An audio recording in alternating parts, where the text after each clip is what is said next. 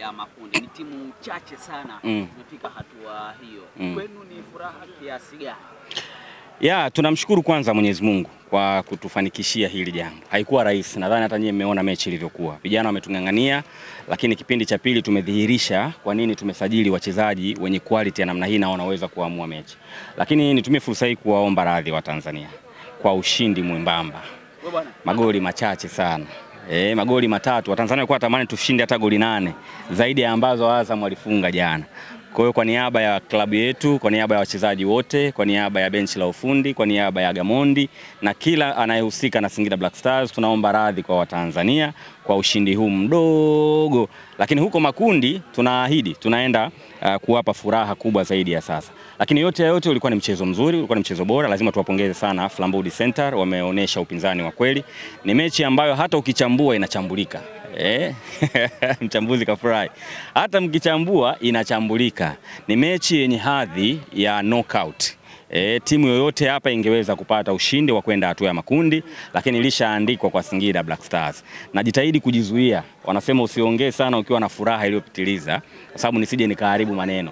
Lakini tumeshinda kwa ubora ambao tuko nao, tumeushinda kwa sababu tulikuwa na dhamira ya kwenda makundi na tumeingia makundi alhamdulillah. Unasema mechi inachambulika, kwani kuna mechi zinachambulika? Mimi sijatazama mechi nyingine, lakini hii ya kwetu niliyotazama inachambulika. Niwapongeze sana na nashukuru nimepata nafasi. Niwapongeze sana Azam FC kwa mambo mawili. Kwanza kwa kupambana na wao kuingia hatua ya makundi. Ndugu zangu, mnaweza mkafikiri nilikuwa rahisi, lakini mimi nafahamu namna ambavyo kulikuwa na pressure kwenye michuano hii, hasa kwa timu zetu mbili, sisi na Azam. Na ndio maana Singida tukawa wa kwanza kuwapongeza Azam. Tunajua ugumu wake. Tunajua pressure zilikuwa nakutana nazo. Msimuone Pop, unasema ukiona mtu mzima analia kuna jambo. Msimuone Pop alikuwa anamwaga machozi hapa mbele ya umati. Mimi najua kwa nini alikuwa analia. Pressure ambayo alikuwa anapata, kebehi na kejeli, lakini hatimaye amefanikiwa kuivusha timu yake kwenda makundi, tuwapongeze sana. Hilo la kwanza. La pili, tuwapongeze Azam kwa uwanja. Huu uwanja kama inawezekana na TFF kama wanaweza kufanya jambo, huu uwanja utafutiwe tuzo. Umetengeneza historia kwa timu nyingi sana. Na Zaka amekuwa akizungumza mara kwa mara, timu 4 sasa, si ndio? Zimefuzu makombe kupitia makundi kupitia uwanja wa Azam Complex. Niwapongeze kwa jitihada ambazo wanazifanya kuhakikisha uwanja unatumika kwenye michuano mikubwa. Lakini yote ndugu zangu tumefurahi. Mimi nataka niwape ratiba ya bata, lakini nitawaandikia kwenye group. Kwa sababu tukilitangaza hadharani tutashindwa kuwabeba Watanzania wote. Na mwisho kabisa pongezi zangu ziende kwa Watanzania. Support ambao wameifanya majukwaani leo. Yaani leo Flambeau Center wamejiona kweli wapo ugenini. Walikuwa wakikamata mali wanazomewa mpaka wanababaika namna hii. Lakini timu ya Singida Black Stars ikishambulia, unaona kabisa majukwaa yote yanawashangilia wachezaji wetu kuwapa nguvu kwenda kushinda, na ushindi huu si wa Singida peke yake, ni wa Watanzania wote. Kwa sasa itakuwa ni mapema sana kwa mashabiki kuiota finali kama vile ambavyo mlivyochukua kombe kwenye Sekafa. Sisi kwa upande wa michuano ya kimataifa tumeshamaliza. Yaani yale malengo tuliyoweka msimu huu tumeshayakamilisha kwa 100% kwa kuingia makundi. Chochote kitakachoendelea baada ya hapa ni bonus. Yaani ni bonus. Watanzania walikuwa wanatudai makundi, tuliwaahidi na tumeingia makundi. Tumemaliza.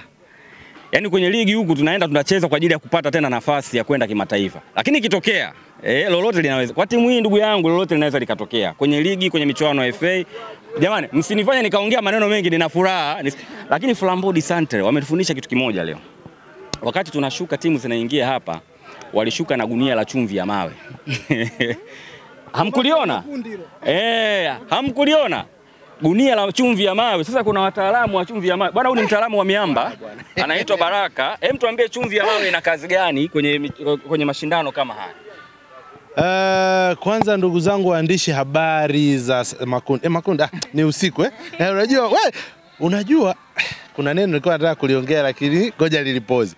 Bwana, mpira umetufundisha vitu vingi sana kwenye upambanaji, hasa wa kuipambania timu kwenda sehemu kama hatua kama hii. Jamaa walifanya fujo, wakaja na chumvi yao ya mawe na nini, wakatufunga kipindi cha kwanza, lakini nikawa mimi ndio mtaalamu wa miamba. Niliporudi after ile dakika 15 nikawa na idadisi ni nini walimwaga, ni nini waliweka. Nikagundua kumbe chumvi ya mawe tu. Chumvi ya mawe dawa yake maji. Nikaitia maji pale, imeyuka. Then tumeona mtaalamu wa miamba anasema half time dakika 15. Kwa ndugu zangu bwana, na nyinyi na waandishi wa habari mmeonyesha uzalendo leo hii. Pia niwapongeze. Kuna watu hii mechi walikuwa wanaitazamia kwenye TV. Nyinyi ambao mmefika hapa, najua mmewakilisha kundi kubwa la wanahabari, tunawashukuru. Lakini nachotaka niwapongeze ni namna ambavyo mlikuwa mnashangilia majukwaani. Siwachongei. Kwenye uzalendo, hii ni nchi yenu, si ndio? Mmeisupport timu yetu, mmeipongeza. Hamlikuwa mshangilii ila mlikuwa mnapiga makofi. Nimeona na nilikuwa naona namna ambavyo mnatamani Singida Black Stars iende makundi na imeenda makundi. Asanteni sana.